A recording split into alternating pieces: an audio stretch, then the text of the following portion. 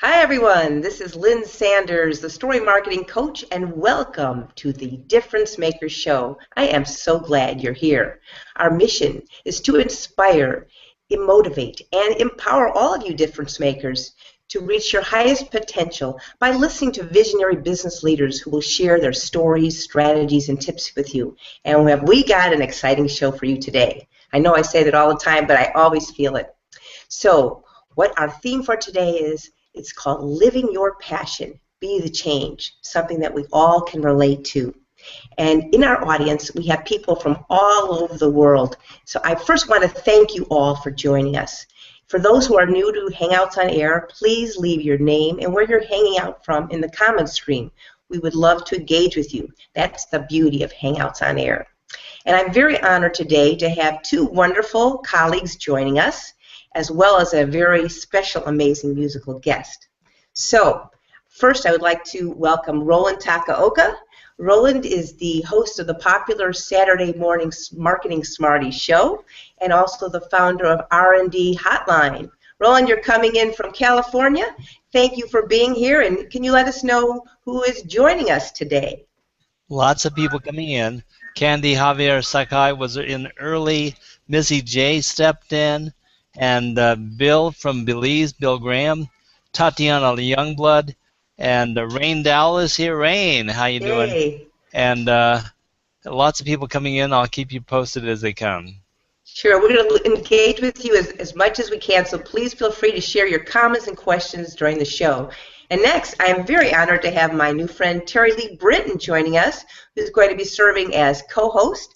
Terry, as many of you know, is the host of the popular The Blue Juice Jubilee, and he's also a fellow musician and the founder of NCM Marketers, ncmarketers.com. Terry, tell us where you're hanging out from, and how do you feel about being with us today? Oh, I feel great to start with the second part first, and I'm in Elizabeth City, North Carolina, so out here in the coast, jutting out into the Atlantic, and this is a very exciting show. We've already done a preview and everything, and I'm really looking forward to hearing the full performances today and just being part of this whole very positive energy thing. Great, thank you. And so without further ado, because I know you're all waiting at the edge of your seats, I want to introduce you to our wonderful guest, Tiamo, who really exemplifies the spirit of living your passion and being the change.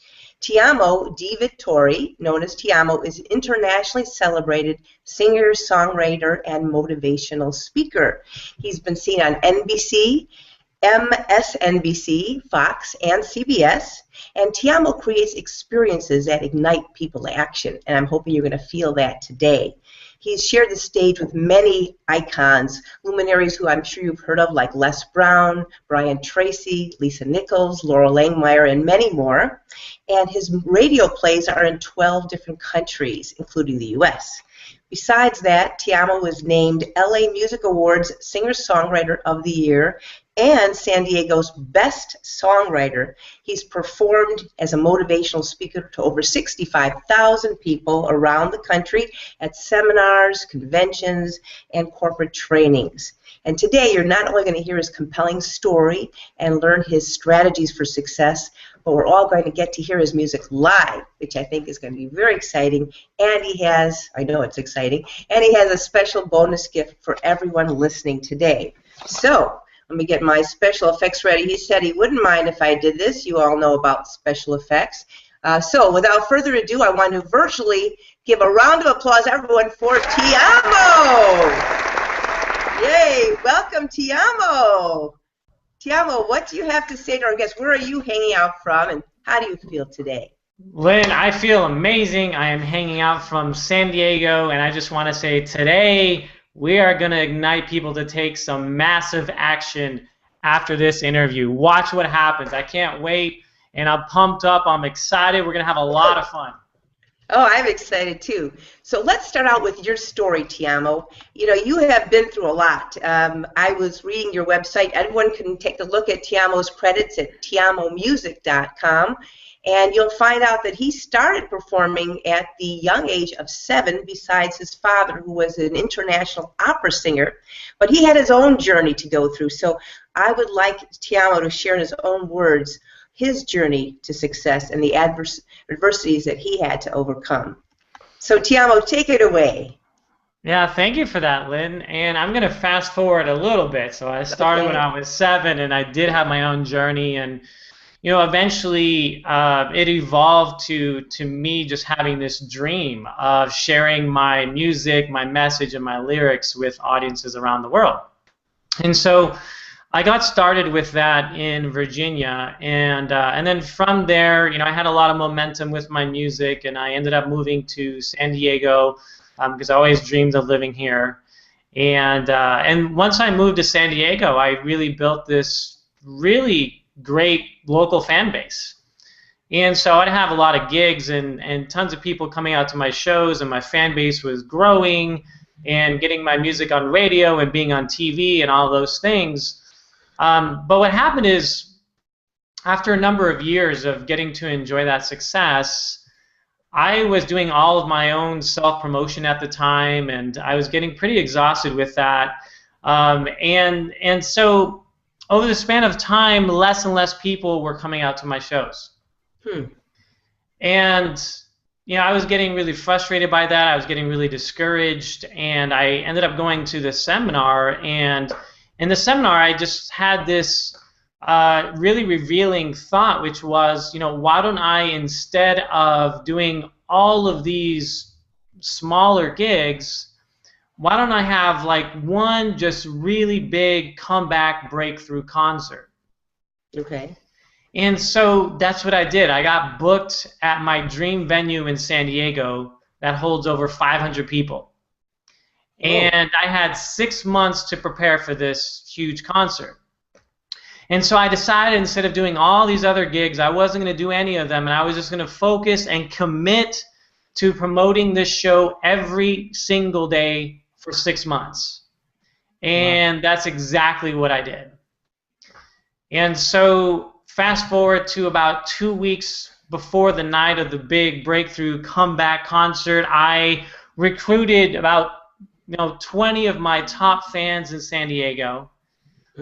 And we went out and passed out over 10,000 flyers in the streets of downtown San Diego.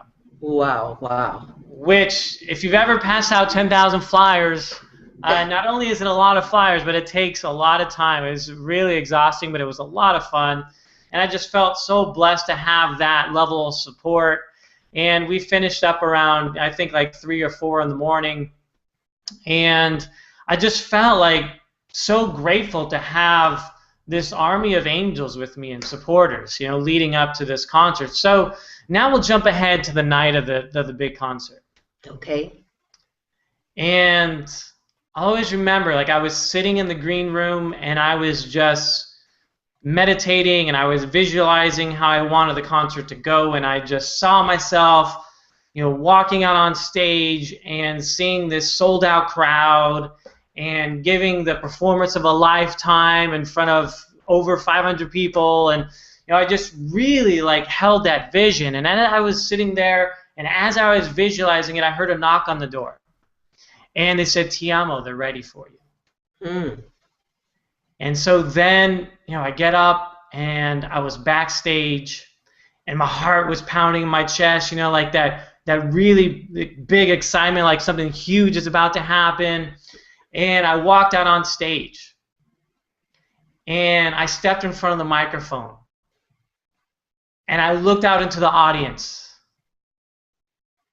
and there are 2 people in the audience. Unbelievable.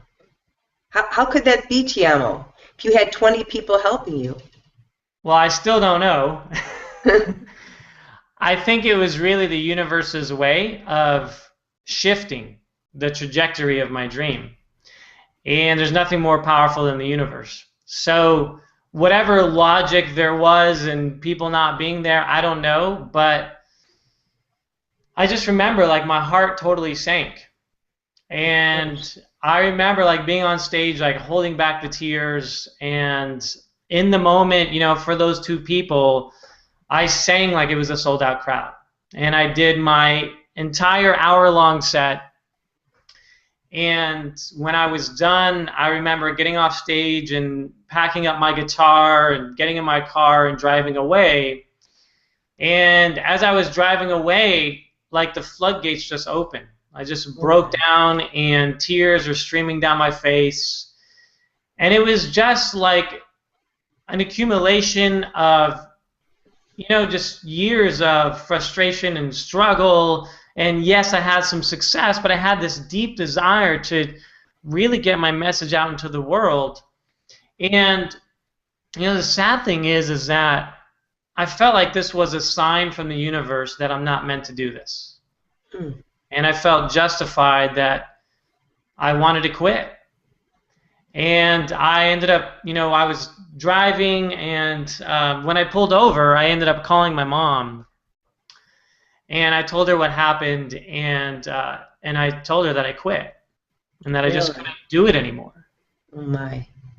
And I felt justified. And so, you know, that was really, I'm going to explain a little bit how that was a breakthrough moment for me, and that I wouldn't have changed it today. Really? I mean, I could just think that's the most heart-wrenching thing. I can't imagine passing out 10,000 flyers with 20 friends and then ending up with only 2 people in the audience. It seems unbelievable. Yeah, and I put my whole life on hold for 6 months to promote this concert every day, and something I didn't share is I even paid $2,000 to perform on this stage. Like, I paid the venue. So, you know, there's other factors that I'm not going to go into, but I ended up walking away from my dream. And months later, you know, as I was convinced that this was the right thing for me, I had another breakthrough thought, which was, you know, would I be willing to reopen my heart again to my music dream? And my answer was a huge yes, but I didn't know how that would happen. Now, what happens is most people, as soon as they have an inspiring thought, the next thought is, how am I going to do it? And they usually, if they don't know how, or they're too afraid, then they just don't take the next steps.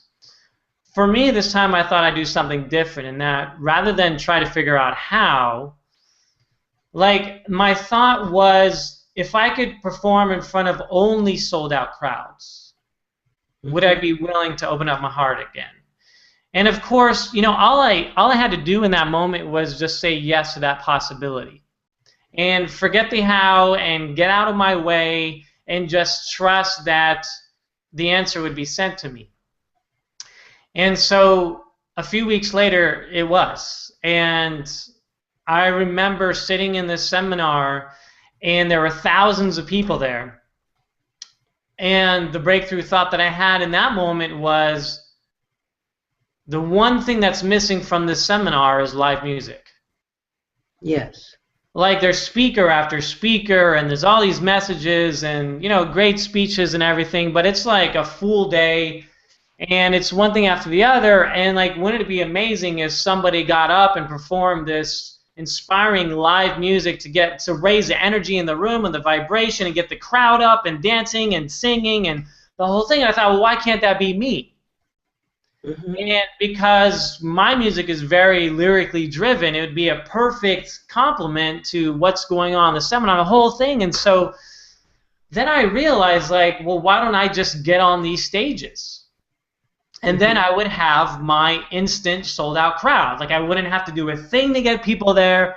All I'd have to do is show up with my guitar, and I could sing, and there'd be hundreds, maybe thousands of people in the audience, and I could do what I love with the least amount of work. And so that's what I started doing. And I was getting booked on seminar stages, at conferences, at conventions, at colleges.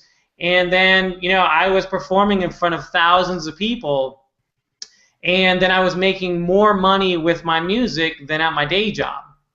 What was your day job, babe, by the way? Well, at the time, my day job was, I was an academic advisor at a university. Okay. And so it's interesting because I really liked my day job. Like, I don't have, as far at that period, I didn't like hate my job, and I was like, oh my God, I have to do everything it takes to get out of it. But that's where things are very interesting, because a lot of times when we're actually comfortable, we're much less motivated to stretch our comfort zone and to push ourselves to greatness. It's like good is the enemy of great. And I was stuck in being comfortable. And even though I was making more money with my music than at my day job, I was terrified of leaving my job, because my job offered predictability and the benefits and, you know, the certainty of income and all of that stuff. And so, yeah, I was just really stuck in fear. But eventually I overcame that, and I took the leap, and I left my job. And the first month after leaving my job, I made more money that 1 month than the entire year, the entire previous year combined, and I performed in front of my biggest audience of 15,000 people. So that was just a huge reinforcement. And not only that, but like a few weeks after leaving my job, I ended up going back to the university as a keynote speaker.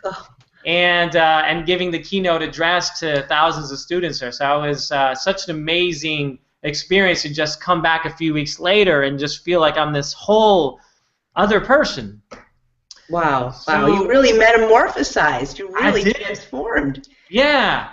And so the thing that, as I reflect on that and I share the story with you, is in the moment when I walked out on stage and there were 2 people in the audience, and how breaking that was for me, it was one of the biggest blessings of my life, because it forced me to do things in a new way.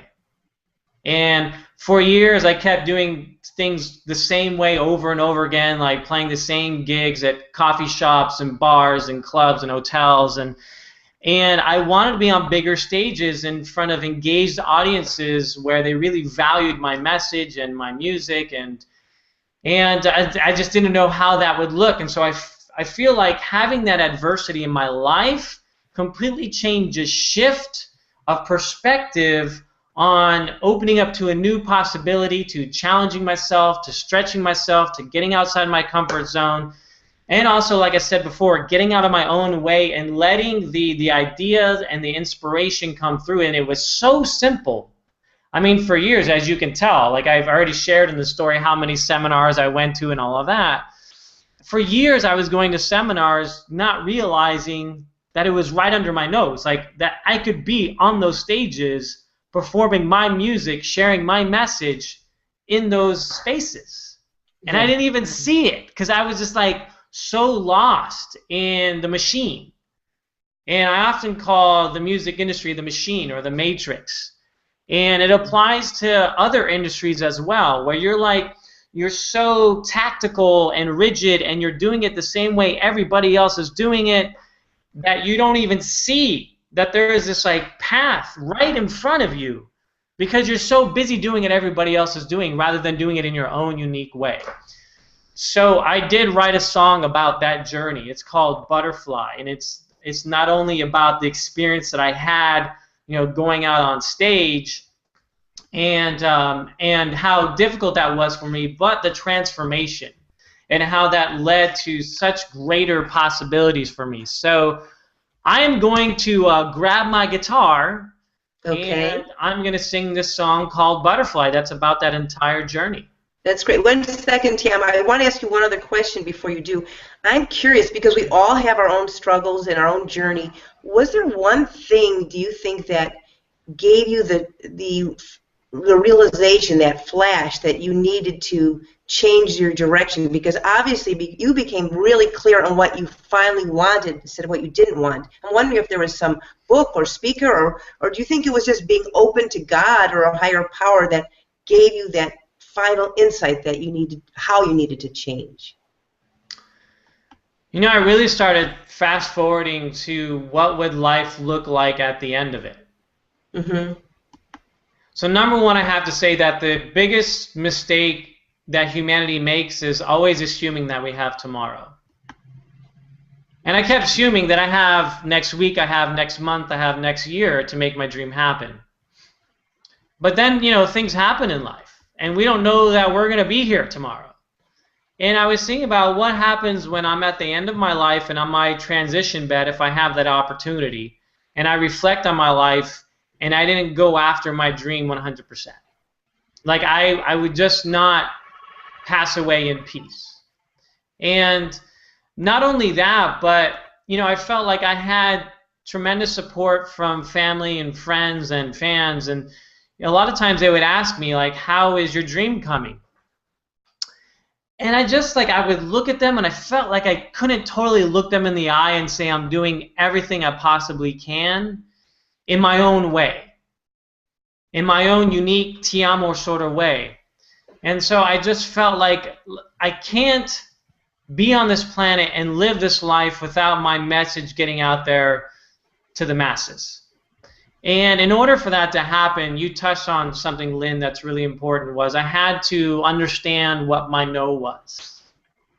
Mm-hmm. So I got clear on what my yes was, which was the dream, the impact, the audiences, the message, the freedom, all of that stuff.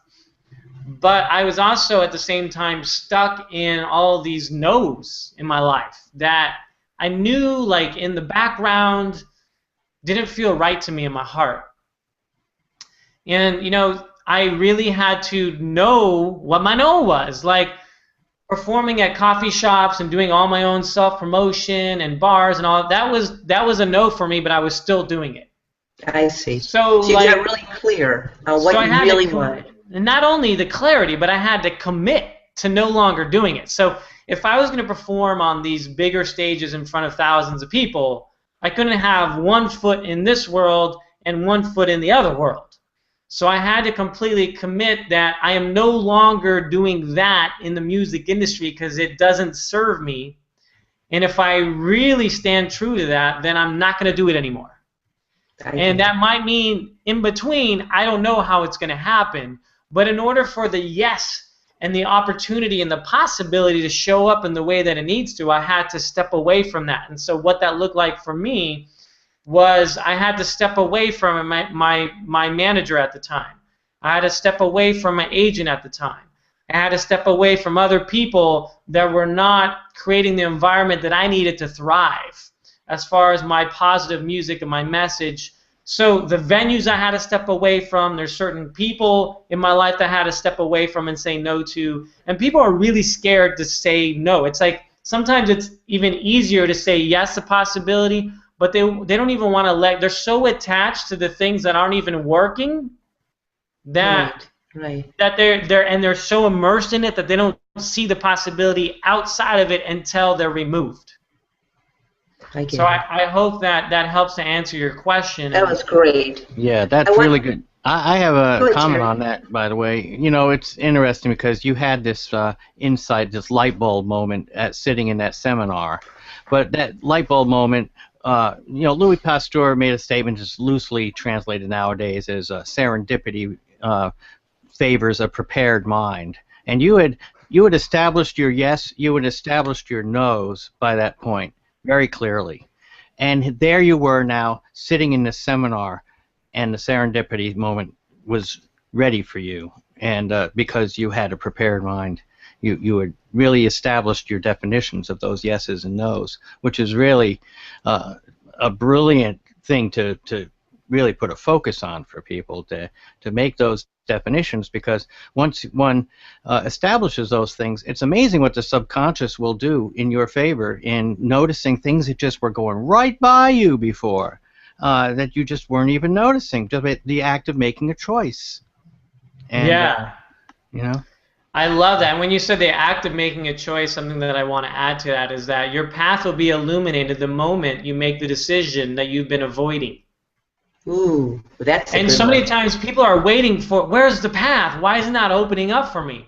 The path will be illuminated when you make the decision that you've been avoiding. And so many of us are avoiding decisions that we know that need to be made because it's so much comfortable to stay where we are. And I knew that there were some decisions that I needed to make that were tough decisions, but once I made those decisions, the path was illuminated, and it was unbelievable, and it was so clear. And even easier than the way that I was previously doing things. Right, and then, go ahead. That realization opened up a whole bunch of other decisions and choices that you had to make. Once you had that realization that, oh, look at this is a prepared crowd. They're already here. This is what I should be doing. And that, I'm sure, led to a snowball effect of a bunch of other decisions and yeses and nos that you then made, because choices beget choices. And so That's great. Absolutely. Yeah. So we're going to let Tiamo sing for a moment. And while he's getting his guitar ready, I want to acknowledge some comments that we're getting that Roland has been kind of to post for us. So thank you, Carmen. Hi, Roland Takoka. Thank you for inviting me. I see lots of friends here. Tiamo, I love you. Just love this. That's great. As Tiamo means I love you in Spanish. We have other comments. Missy J. Wow, Tiamo di VETTORI, this is really an incredible story. Hard work does pay off in the end, and also following your passion is the key. I'm glad you opened up to your dream. Thank you, Missy. Bill Graham. Hi, Bill. Good is the enemy of great. That is a great one. Thank you, Tiamo. Candy. Never giving up your passion and going forward is really a big inspiration. You rock, Tiamo. Isn't that great? Yeah, thank you. So are we ready to share the music? Yeah, can you hear me okay? Okay, let me get you in our full frame here, Tiamo. Okay, full and frame we are time. ready. Are you ready? Yeah. Okay. Tell us the song, the piece you're going to play for us is The Butterfly, correct? Yeah, the song is called Butterfly, and it's about the importance of adversity and how it can transform our lives and help us fly. So here it is.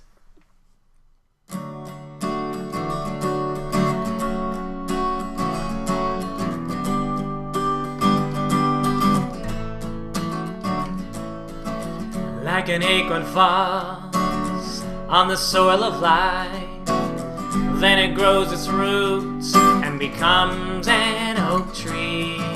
Caterpillars crawl until they take flight, but up until then it takes some time to grow wings.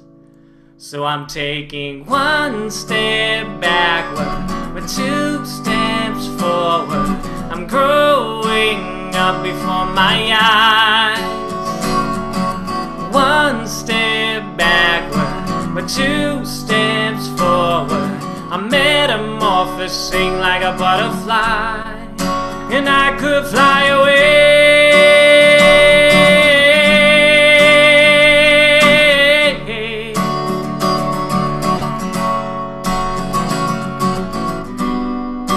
Evolution is never a straight line.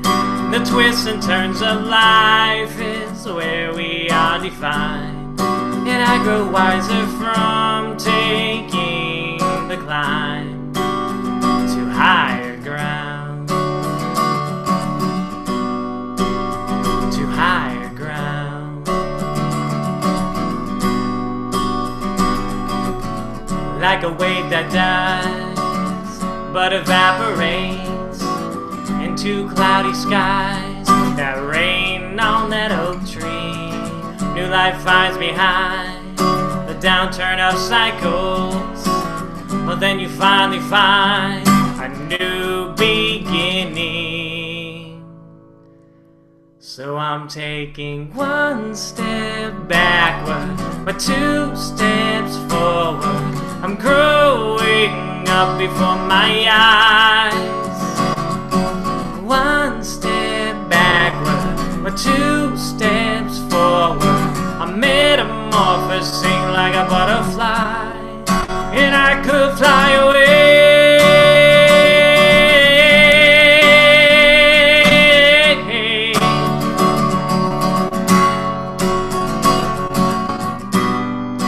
Evolution is never a straight line.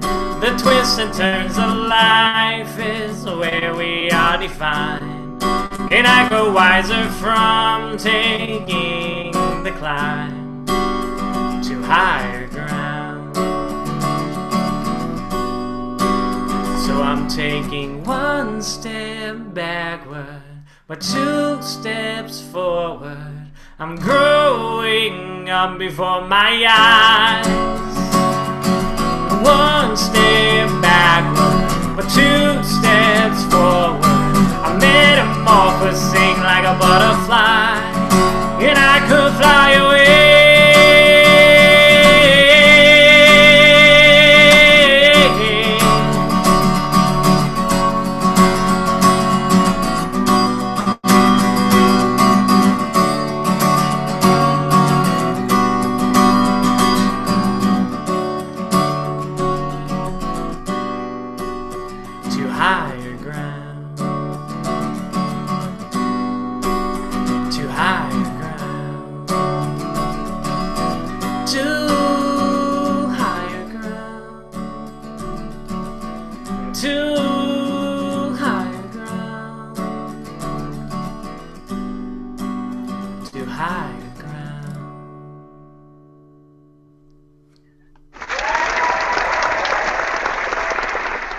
Tiamo. Who needs a clap track? That was awesome. That was Don't you feel like you shouldn't even speak after something like that? It feels so holy, sacred. Thank you. On the contrary, I want to stand up on the higher ground and shout a bit. Go ahead, Roland. Hey, I know. Yeah, that was really good stuff. You know, yeah, it's so beautiful to hear the ideas put into music and words, Tiamo. As I told you earlier in the session, pre-session, I'm a musician, but I think everybody, my belief is everyone is musically, is a musical person inside. We all walk in a rhythm, talk in rhythm, and we all feel something through music that isn't necessarily just through words. We have some more comments that Roland wanted to share. Rain. Thank you, Rain. Thank you for sharing your story. Tiamo di VETTORI, love it, from Rain Dowell. You can white box me and show these to everybody. Okay, so let me see. Am I doing here? Present. Okay, go ahead, Roland. Are there other comments you'd like to share? From Candy, Javier Sakai, Tiamo di VETTORI's story and mindset is so inspirational. Motivation is awesome. Thank you. Thank you, Candy. All right, are we okay, Roland, on the comments for now? Okay. I have a, there are a lot of great questions I have prepared, and I want to also go with the flow here. My next question had been, which I think you've covered it already in your talk, what does success mean to you? And you also talked about strategies for success going with your passion. I would like to take a step forward into something that you're going to be preparing a new program about.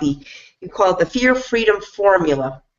And Tiamo, if you wouldn't mind just sharing with us some of your thoughts on overcoming fears to be able to reach our success, because we all have to deal with fears.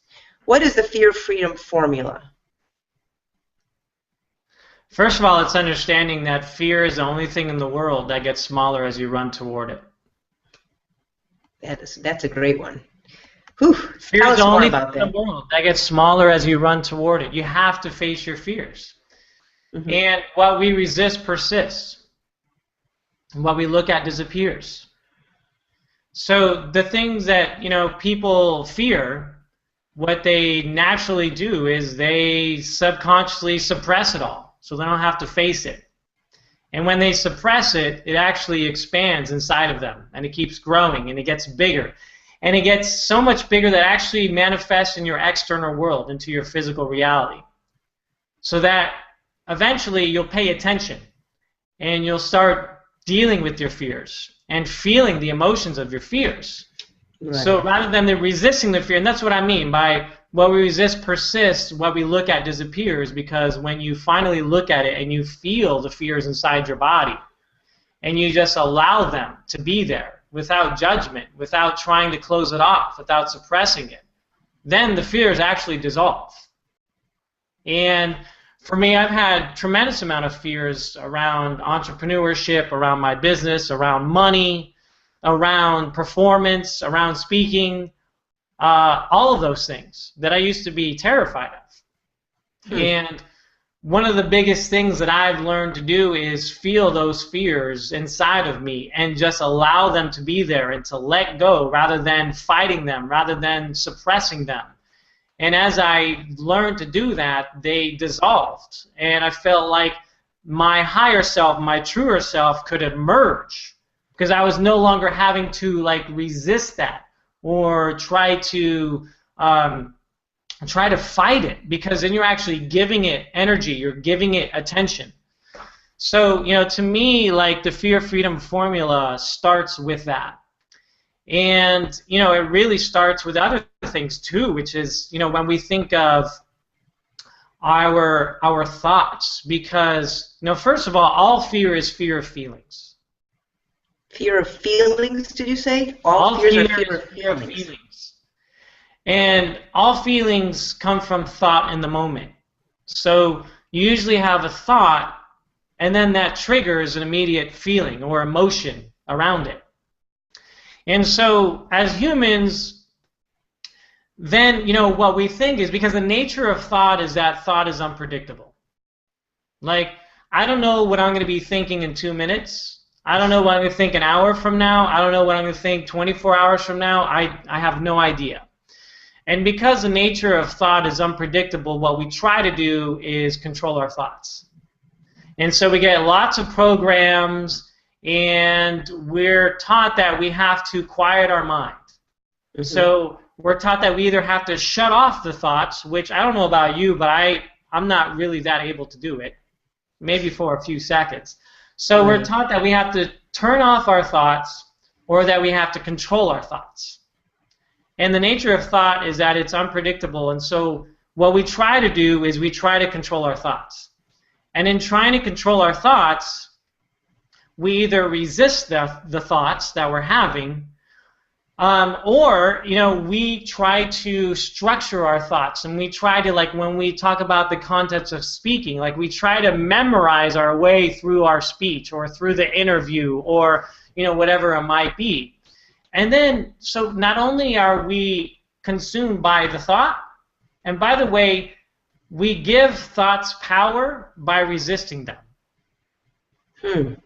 So if the goal is to actually let go of having to control your thoughts, realize and disidentify with your thoughts, and the only truth is in our actions. And so, you know, for me, I've had to learn to let go of having to control my thoughts, because I don't know what I'm going to think in the next minute or the next hour.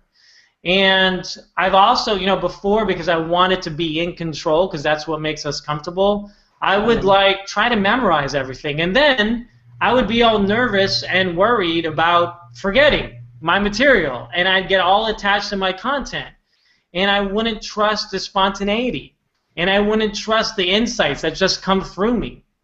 And when I emerged from that and I opened up to that, then I realized on a deeper level that spontaneity is creating the next higher version of yourself. Wow, that's a great one that you just said. Spontaneity is creating the higher version of yourself. So you're saying we all have to allow ourselves to be spontaneous. We have to trust, and then we have to allow, and that's what I call unmemorizing your speech. Is, you know, the best way to do that is to tell stories, because no matter how hard I try, I'm not going to forget my story that I just shared with you 15 minutes ago. So I'm not going to forget that. And I don't have to worry about getting it right. I don't have to worry about it being perfect.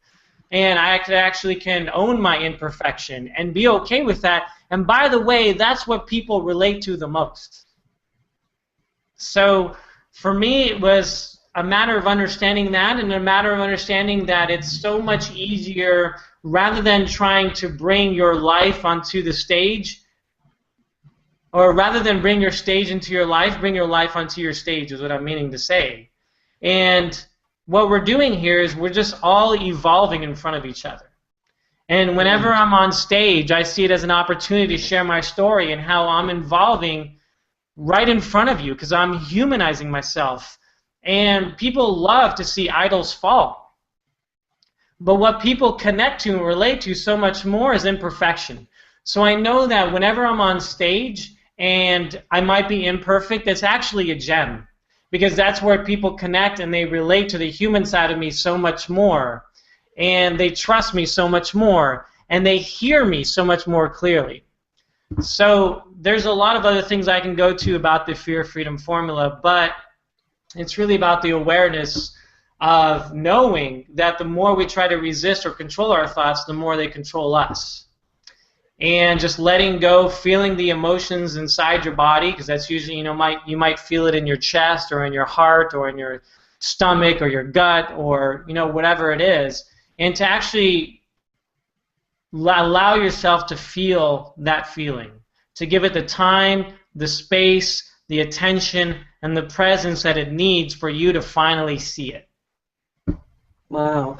Tom, I have a question. I've been a follower of inspirational material for many, many years, including the idea of the power of positive thinking and focusing on specific affirmations to achieve what you want in your life. So how do you feel about something like that? Affirming positive thoughts or waking up with doing affirmations? I feel awesome about it, and I do it, and I believe in affirmations, and I do it all the time. The difference is, a lot of times people feel like they have to do these affirmations and the power of positive thinking, and then they feel like there's something wrong with them if they're not thinking positive all the time. I see. And it's a matter of letting that part go, like that self-judgment part. So do I do the best that I can to replace negative thoughts with positive thoughts? I do. Do I do affirmations? Yes, I do. But what happens in all that space in between, where these thoughts come in that, personally, I haven't been able to master. I have not been able to master my thoughts. Mm-hmm. So if I haven't been able to master my thoughts, then the next thing is, well, maybe I can let go of having to control them. So there's a difference between saying affirmations and having positive thoughts. There's a difference between that and then needing to control all of my thoughts. I see. And what if I could just surrender and let go to the thoughts that are going on in the background that I know are not me? They're just my thoughts. They're not who I really. They're not. It's not my spirit talking. It's usually my fear talking. Mm-hmm. And I think that what makes you so appealing to people is that, as you said, you're allowing yourself to be vulnerable right in front of them, and that's what we all can identify with. Terry had something to say as well. Terry, did you want to unmute yourself and share what your thoughts are? Oh, sure. Well, part of that fear, of course, is leading up to the point where you're willing to make a choice. And the feelings that one experiences when one makes a choice is always a very interesting moment for reflection and noticing things. Because most people, they'll put off for a long time making a choice because of all the fear stuff that comes up. And that prevents them from making a choice that will serve them. And yet, when they make that choice, it's usually a liberating experience. And so I invite people to just make a few simple choices, not major life-changing ones, but just notice how you feel when you make even a rudimentary choice about, changing which brand of type of tomato you're going to use in a salad tonight or something. I don't know. That's a good point. We also have some comments that Roland wanted to share with us. So let's share some comments from our audience. Carmen, thank you for commenting. Tiamo di VETTORI, you are so right about letting go of your thoughts. Creativity comes from allowing new things, ideas in, and mixing with an open mind. This is great. Thank you, Carmen. It's so true. I totally agree with you. Rain, Dowell, I agree, Tiamo, and have a feeling this is why live streaming video is now the next wave. It allows for imperfection and humanness. Yes, Ray, you know about that so well. You've been great help for me in different programs, and this is definitely a way of showing our vulnerability when we're on a show. You never know what will happen. I'm living proof of that. Yeah, definitely. Well, oh yeah, you told us about your story, which we can talk about later. So I wanted to. We're getting close. I'd like to ask one more question, at least before we go to our next song, because Tiamo has so many great songs that I know that all of you will really enjoy. So the next question is, what is the adversity advantage, Tiamo? You mentioned that on your website. Tell us a little more about that. Oh, well, we were talking about fear, and people fear adversity. And I really see adversity as a tipping point for change. And so for me, there's two different types. We have to unbox me because we want to see Tiamo. Oh, I thought I did. Okay, here we are. Let me do it again. Great. Okay, go ahead, Tiamo. Yeah, so I feel that adversity is a tipping point for change. And I believe there's two different types of adversity. So there's impact adversity and there's drifter adversity. Okay. Impact adversity is when something really big happens. It's like it's a moment and it changes your life. You know, for me, for example, it might be when I went out on stage and there were 2 people in the audience. Okay, so that's like a big impact moment, and that shifted things inside of me. And I think that speaks for itself, because you can either give up or you can break through. Right. So break down or break through. The other one is the drifter adversity, and I want to spend a little more time on the drifter adversity because that's the one that gets most of us. So some of us will have impact adversity where maybe something really big or even traumatic happens, and we're like, oh my God, I have to change my life, right? Right. But for the majority of people who may not have impact adversity, you have drifter adversity, which is all the things that we subtly and subconsciously do every day to get us further and further away from our dream and who we really are. And I want to talk about what a few of those things are. Please. Number one is procrastination. I see procrastination as adversity. And my feelings about procrastination is that fears dress up as procrastination. So whenever we're procrastinating, we're not really facing the fears underneath the procrastination. And people can procrastinate their way out of their dream on a daily basis, slowly, day by day, month by month, year after year, until 20, 30, 40, 50 years later, they look back and their dream just slipped through their fingers. The other one is perfectionism. People hide behind perfectionism like crazy. They're like, well, it's not, like my art isn't done yet, my song isn't done yet, my book isn't done yet, my album isn't done yet, my speech isn't done yet. And it's never going to be the perfect time. And people are waiting for this like big, perfect moment to get their work out there. And I cannot tell you how many people I teach, I speak to, I coach, that they've been working on the book for 15 years. That they've been working in that speech that they're finally going to have in front of thousands, that they've been working on their album for 20 years and it's not getting out there. And the thing is, you have to get it out there, however imperfect it is. And I really believe that done is better than perfect. And that's all that matters here. Like if you get it out there and it's done and it's not perfect, at least you're getting your message out there. The other thing I want to share about drifter adversity is that people treat their dream or their business like a hobby. So, you know, maybe you have a passion for singing, you have a passion for writing, you have a passion for speaking, whatever it might be. And people stay small in their hobby because you can't fail at your hobby. Wow.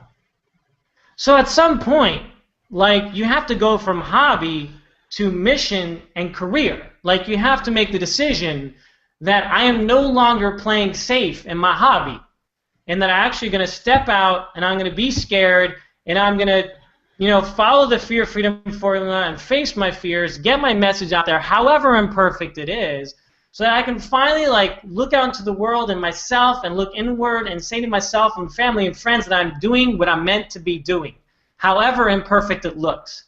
So for me, I feel like sometimes that's even a greater adversity because it's a difference between drifters and non-drifters. Drifters are the ones that slowly over time, their dream fades out. And the non-drifters are saying, I'm not going to let that happen. I'm going to take charge however scared I am, and I'm going to take action, and I'm going to go after it however I have to do it. So those are some of my feelings about... Oh, that is so great. You know, I can relate. Terry, you want to unmute? You can relate. Just as an aside, Tiamo, some people here know that I'm self-publishing a children's book that has been in my heart and mind for over 10 years. And just like what you're saying about waiting, I've rewritten the book I don't know how many times and gone through all these challenges, and it was finally in a file folder, and my son said to me, why don't you just forget that story? It's been in your folder so long, just move on. And I realized, like you're saying, no one's going to do it for me. If I want to do it, I have to just step forward. So I'm in process now of self-publishing a very important, I feel, you know, inspirational true story to help children and all people learn to persevere for their dreams. And I'm sure all the people listening, if you want to share, a little bit about what you've been going through, I think we all can relate, because if we're entrepreneurs here and visionaries, we have a vision, and the question is, are we willing to face our fears to go after that? Terry, do you want to add something? Well, like I said, I've been putting off facing my issues with procrastination for quite a while now. So, but nonetheless, you eventually have to face that you've been procrastinating. You can't put it off anymore, and get down to some brass tacks, making some decisions about what you do next, and not putting that stuff off. And sometimes, like you're saying, though, sometimes the best thing to do is take an old project that's just been nagging at you, and it's become too much baggage. It's become too much emotional baggage, where it's hooking you down. It's almost like a ball and chain holding you down from going on to the next thing that could be even better than that project was. And so sometimes it's just time to move on. But that's another thing of getting out of that, because sometimes our flow is to think that we got to finish some of those old projects when, hey, come on, we don't even have a single atom left in our body that was here last year, okay? It's like we're not that person anymore. We're this person in the here and now. Right. Be here and now. So what we all have to do is, right, what you're saying is go forward, as Tiamo was saying. And Tiamo, I'd like you to get your guitar ready. Be here is what I'm saying. I'm saying be here, because here is always moving forward. It's really not hard to move forward if you get yourself into the here and now. That's true. We live in the present.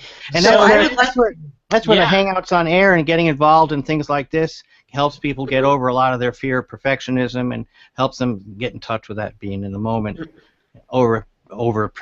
being overly prepared and all that kind of stuff. That's very true, because I still get nervous.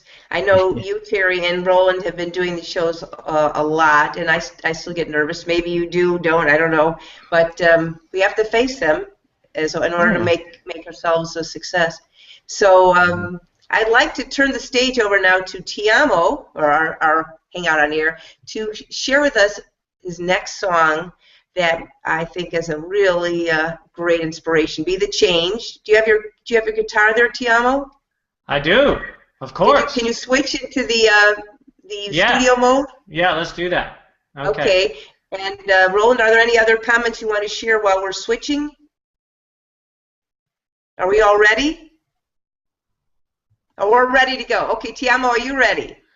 Yeah, so I'm not going to tell, or I could tell the story of the song after I play it, but just in case, because I don't know how we're doing on time, but this song is called Be the Change, and I'll try to give you like the 10-second version, which is basically I met this homeless woman on the street, and asked her how I could support her, and rather than wanting any money or anything else, she just said that she, more than anything in the world, wanted a hug. So I gave her this hug, and from there, just like there's this ripple effect that happened, and it changed her life, changed my life. Eventually, it spread out to this whole movement of going out and giving strangers hugs, and it's a movement called Hug It Forward. And I wish I could share more of the details, but basically, the song is about the power of reaching out, making a difference.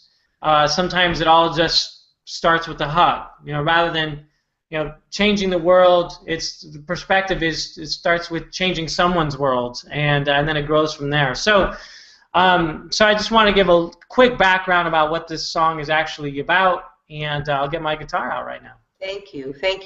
I think this is on. Let me move this a second as Tiamo's getting ready. This is on Tiamo's website, I believe. Tiamo, this is the Becky story. Was that the one where he's getting his earphones in? Is this the Becky story where you're helping a homeless woman? And yes. It's on your website. So I think everyone can relate to this. I do know that there are people doing hugging events, and I think it's a marvelous thing because we all could use hugs. Are you ready? Do you have your studio mode on? I'm ready. Okay, let's go for it. Okay.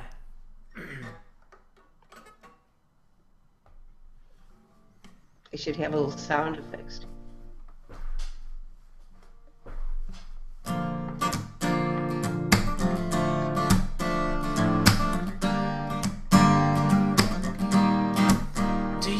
believe that you can truly change the world when you give freely to every human that you see? Do you believe that every sad story lends an opportunity for you to heal a heart that bleeds? Do you believe circulating hugs impacts the world exponentially when they ripple globally? Do you believe that a hug can ease our pain the second we embrace another who's in need? So be the change that you want to see, to make a new planet for humanity. It all starts with me. So be the change that you want to see, to make a new planet for humanity, where hugs are free. I'll be the change.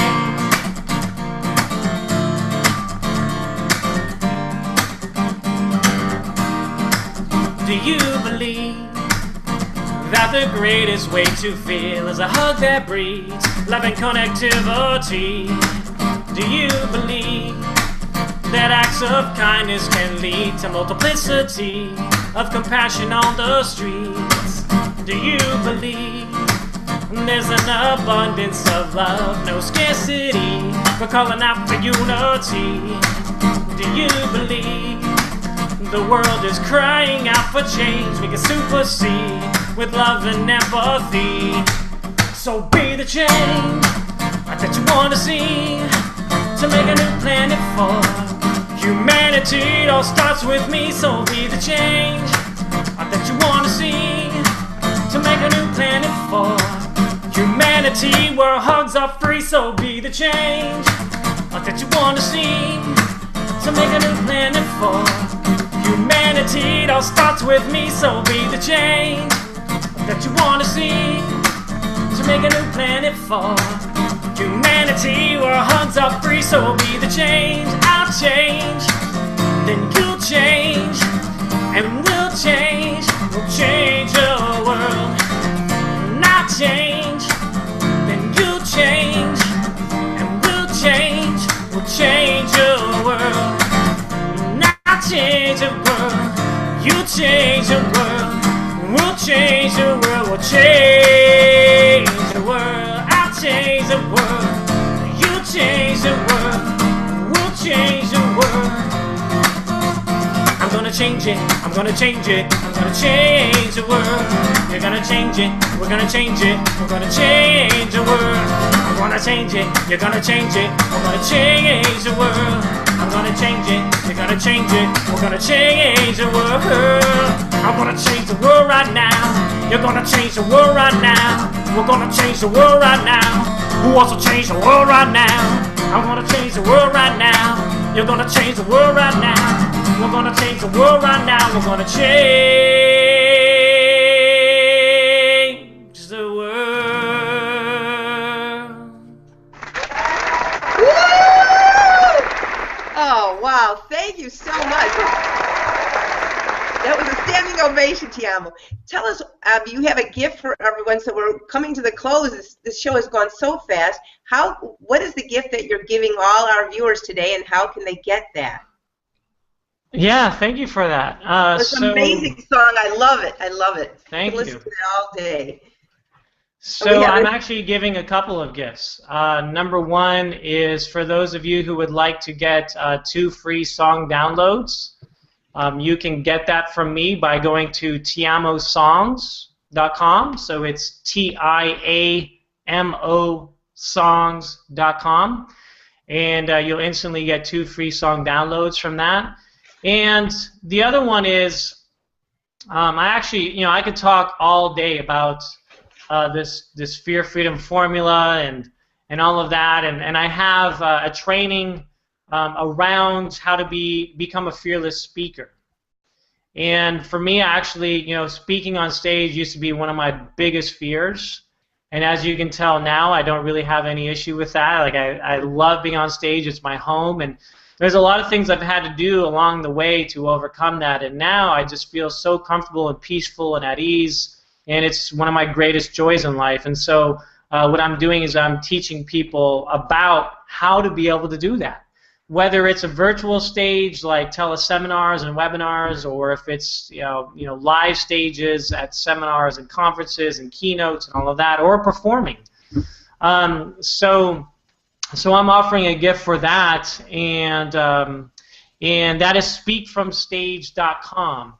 And what you're going to get there is it's a 90-minute master class that I have recorded for you, where I walk you through all of this stuff about how to be free of the fear and how to speak from confidence and just really capture audiences and live your mission. So it's speakfromstage.com, and when you go there, you're going to get a 90-minute recording of a master class I did around all of this. Really about how to be yourself on stage, how to get booked on stage, and not only just do this as your passion, but do it for a living and speak on lots of stages. So I think people will really love that. Wow, thank you so much. It's so generous, and I'm going to ask Roland if he'd be kind enough to put those URLs on the comment page. We have a comment also that Roland wanted to share. Oh, from Carmen. I definitely identify with procrastinating. Things I don't like to do always go on the bottom of my to-do list.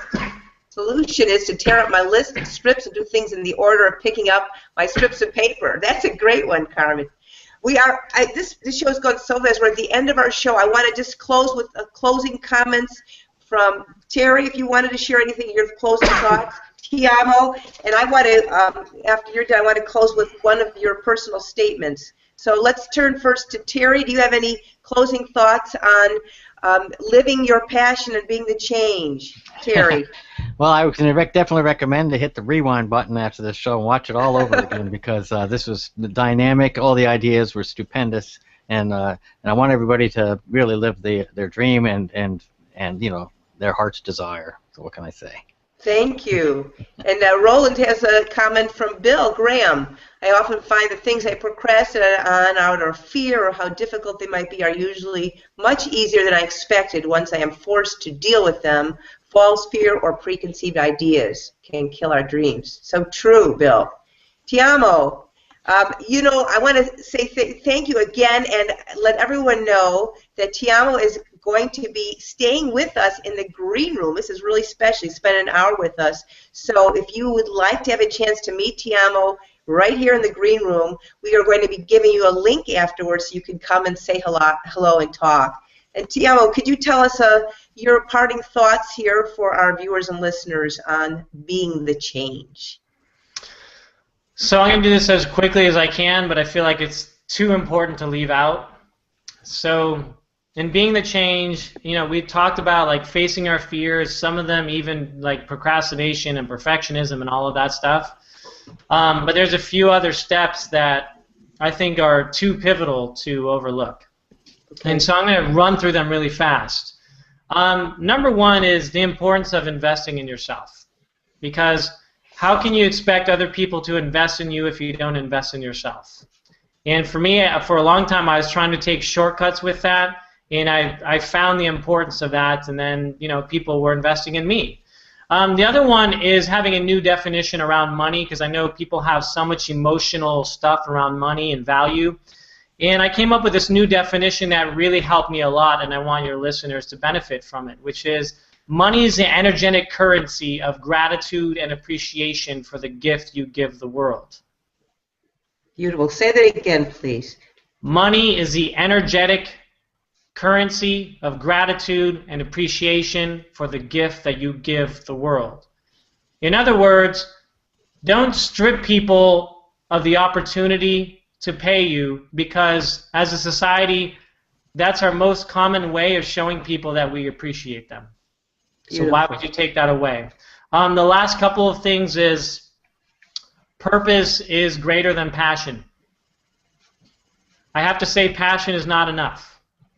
A lot of times people get really excited and they get all on fire and they're passionate, and then a month later they're not doing it anymore because passion fades.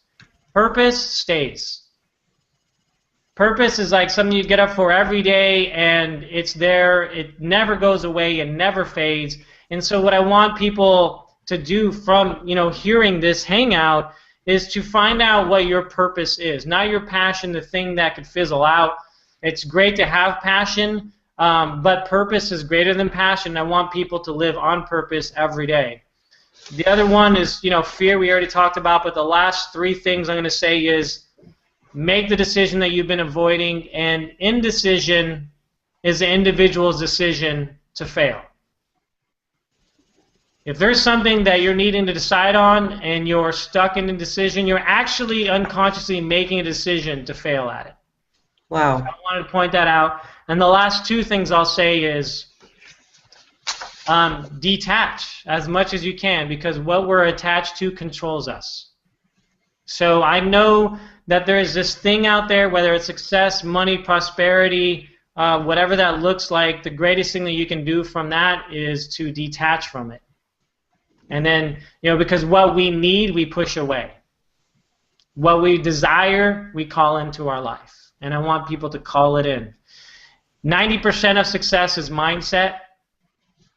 And I want people to really take that to heart, because it took me a few years to figure that out. And when I did, I didn't have to work as hard. And the right people showed up in my life, the right opportunities, and the great and perfect timing.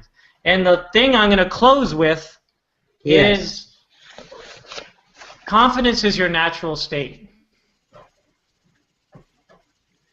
Confidence isn't like, people, sometimes even people have shared this with me, like being on stage and performing, speaking, all of that stuff, and they're just like, I feel like it's going to take me years to get to where you are. And I know that sometimes that's the lens of how people see other people. And I want people to know that confidence is not like a 1 through 10 scale. It's not like, maybe after a certain amount of years I'll get to a 3, and then years after that I'll get to a 5, and then I'll go to more seminars and get programs and spend thousands of dollars and I'll get to a 7. Confidence is either a 1 or a 0. It's either on or it's off.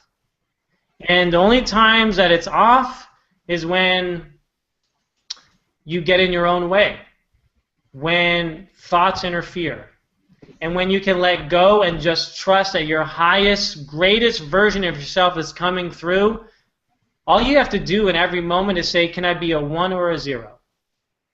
If you're a 1, your confidence is on. That's your natural state of being. If you're a 0, it's not on. So just ask yourself, can you be 1 or a 0? And confidence is not about proving yourself. It's about improving yourself and then others. Beautiful. Oh, thank you. What a fantastic closing statement. I really appreciate that, Tiamo. I want to just close with one sentence here or two from your personal statement on your website, tiamomusic.com, and it says, or you said, in everything that I do, I ask myself, what would love do now? And then I try to be that. I greet every day with an open heart. So with those words of encouragement and the great messages we've heard here today, and we're over time, I want to also encourage all of you listening to know how special you are. We all have greatness within us. And listen to what Tiamo's message is all about. You are the love, and you just need to spread it, share it with others. If you can stay with us or would like to share your thoughts with Tiamo after the show, feel free. And until then, as Terry said, you can replay the show. Continue living your passion, be the change, because you are great. Thank you all again for joining us. I look forward to having you come with us another time in our next Difference Makers show. Have a great day. Bye-bye. Thank you, everyone. Bye-bye.